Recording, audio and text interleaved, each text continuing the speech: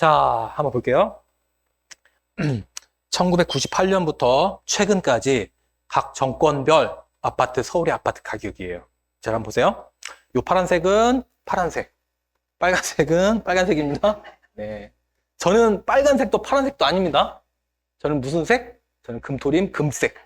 자, 김대중 정부에서 규제했어요. 아파트 가격 오르지 말라고 규제한 거죠. 규제. 못하게. 근데 가격은 어때요? 자, 노무현 정부에서도 엄청난 규제였어요.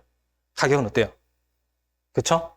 자, 오히려 이명박 정부가 들어오면서 이런 규제들을 다 풀어버렸어요, 그냥. 규제들 다 풀어버리고, 지금이 딱 이런 정책이 나와야 돼요. 그럼 서울의 가격은 안정되고, 지방의 가격은 지금까지 너무 힘들었으니까 지방이 다 올라요. 이때 MB 정부가 들어오면서 오히려 규제를 싹 풀어버렸어요. 이때 첩첩이 쌓여있던 규제를. 그리고 그 유동성에 서울로만 쏠려있던, 경기도로만 쏠려있던 유동성의 물기를 지방으로 돌려버렸어요. 서울에 엄청난 공급을 넣어버리고 지방에는 활성화 정책을 해버렸어요. 취득세를 다 풀어줘버리고 양도세 완화 같은 걸 해버리고 하면서 이 서울로 수도권으로만 쏠리던 유동성을 지방으로 싹 보내버렸어요. 이때. 그러니까 서울은 안정이 되고 지방은 이때부터 어땠다? 대세 상승. 지방은 대세 상승했어요. 전체 다. 대부분 도시가. 네. 딱 이 정책이 나오면 서울은 조금 안정이 되고 여러분 열심히 돈 모으고 지방에서 투자하면서 돈을 좀 가져와가지고 이때 서울에 좋은 거 우리 강남에서 이때 만나면 되는데 그랬으면 좋겠습니다. 자, 정책을 잘 썼어요. 네. 근데 이제 외모는 매우 투박하잖아요, 이분이. 그래서 약간 저도 개인적으로 이런 걸 모를 때 교감이었는데 정책을 보면 볼수록 부동산 정책 자체는 잘 썼다. 정말 잘 썼다. 네. 자, 그리고 박근혜 정부 들어와서 이때도 완화였어요. 계속. 그러면서 가격이 완화했는데도 이 정도 상승. 약간 먼저 이제 너무 가격이 많이 떨어지니까 약간 완화를 계속 하면서 불을 계속 지르긴 한 거예요. 이제 수도권 쪽으로. 수도권 쪽으로. 이때는 지방을 많이 풀었다고. 이때 수도권 쪽으로 많이 풀어버린 거예요. 그랬더니 가격이 상승이 일어나고 그리고 지금 이제 문재인 정부 들어와서 이때 지금 이런 특성을 만든 게 약간 요때 그게 크죠. 엄청난 규제였죠. 20몇 차례가 나왔잖아요. 근데 가격은 이렇게 많이 상승을 했다. 자, 그리고 이번에는 완규.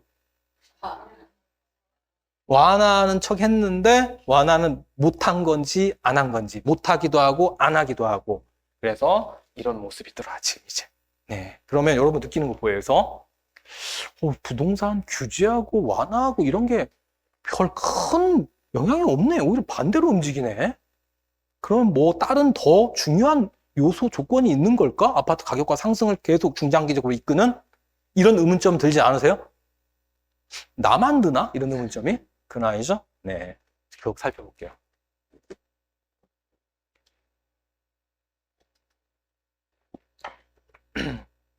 자, 반대로 한번 볼게요. 지방. 자, 지방 같은 경우, 이명박 정부에서 제가 지방으로 유동성의 물기를 싹 보내버렸다고 했죠. 서울은 내일 10년을 상승했기 때문에 지방이 이렇게 상승하는 모습이었어요. 지방이. 네.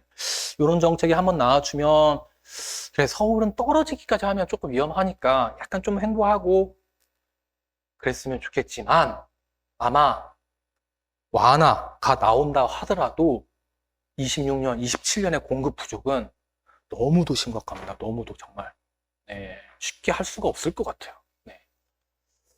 자, 그런데 말입니다. 우리 지금 이 수많은 정책 규제와 완화를 살펴봤지만 우리 시장하고 어떻게 움직였습니까? 큰 대세의 물길은 막을 수가 없다. 네, 그러면 부동산 시장을 이끄는 근본적인 요인은 이런 정책이나 규제가 완화가 아니구나. 요걸 느끼셨죠, 여러분? 맞습니까? 네, 믿습니까? 자, 아파트 가격의 상승과 하락의 핵심적인 요인은 결국 가격, 공급, 유동성이더라. 네, 가격, 공급, 유동성이더라, 결국. 네. 자, 한번 볼게요. 자, 한번 보세요.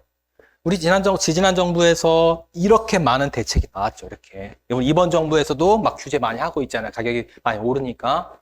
자, 한번 보세요, 여러분. 자, 엄청 강력한 대책들입니다. 전부 다 이 대책들은.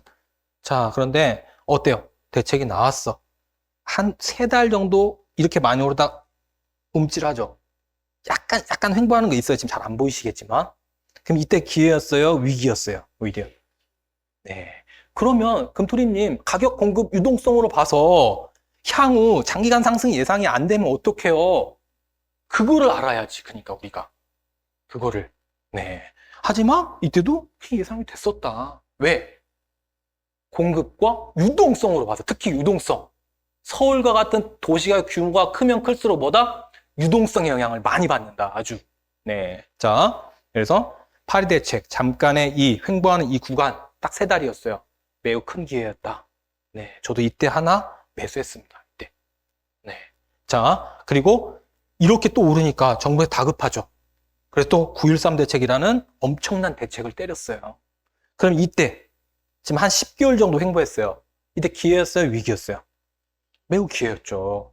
그런데 9.13 대책 때문에 10개월 동안 횡보한 게 아니라 이때는 공급 자체가 워낙 많았어요. 서울에. 뭐가 있었죠? 헬리오시티, 10,000가구, 강동 쪽에 15,000가구, 서초 쪽에 10,000가구가 있었어요. 강남 쪽에. 그렇기 때문에 10개월 정도 횡보하다가 얘 입주가 끝나자마자 바로 다시 또 출발한 거예요, 여러분. 그래서 가격, 공급, 유동성, 근본적인 요인에 의해서 중장기적 상승이 예상되면 이런 단기간에 이런 정부의 과격한 규제가 나오면 매우 적극적으로 활용하셔라. 네, 그런 가격, 공급, 유동성으로 중장기적 흐름을 여러분이 꿰뚫고 있어야죠, 여러분. 그렇죠? 네. 자, 그리고 한번 보세요, 여러분. 네, 이제부터 제가 블로그를 통해서 강의를 통해서 항상 말씀을 드려도 기회가 왔다 말씀을 드려도 이제 사람이기 때문에 어쩔 수 없어요. 저도 마찬가지로 여러분께 자신 있게 말하지만, 진짜 계속 움찔하는 기간이 길어지려나? 이런 생각도 있으니까. 저도 마찬가지로. 네. 그리고 이번 정부 들어와서, 이번 정부는 특히 대출을 막아버리죠. 대출, 돈을 막아버리잖아요. 그렇죠? 그냥 돈줄 원전 차단하는 거야. 왜냐, 이게 잘 통하는지 알았어, 이제. 왜 단기간 잘 통하잖아요. 우리 나무가 있어요. 아주 잘 자란, 바짝 마른 나무야. 잔디가 있어. 근데 여기에 이렇게 계속 이게 이 물을 뿌려주는 거예요. 물은 돈입니다. 뿌려주니까 이게 무럭무럭 자라잖아. 너무 자랐어, 수풀이. 그래서 아예 그냥 쏙꼭 잠가버렸어. 그러면은 얘가 잘 자란 환경임에도 불구하고 안 자라죠. 움찔하죠. 약간 그런 느낌이에요. 네. 자, 한번 보세요. 그래서 여러분 이렇게 정리하면 될 것 같습니다. 상수예요, 상수. 그 지역에, 우리나라에, 그 아파트에, 그 지역의 가격, 공급, 유동성은 아파트 시장의 상승과 하락에 중장기적으로 영향을 끼치는 상수이며, 그리고 변수는 정책이다, 정책. 앞에서 본 것처럼 이런 정책이 나올 때마다 움찔하거나 다시 출발하고, 또 정책이 나오면 움찔하고 다시 출발하고, 이런 모습을 계속 보였죠. 이거는 변수일 뿐이고 단기적인 영향을 끼친다, 시장에. 장기적으로 영향을 끼치지 못한다. 이렇게 정리하면 됩니다, 여러분. 이제 여러분 이런 정책이 나와도 너무 쫄지 마세요. 아셨죠? 대신 다주택자는 좀 쫄아야 합니다. 네, 저 지금 쫄고 있습니다. 네, 자, 너무 쫄지 마세요, 여러분. 네.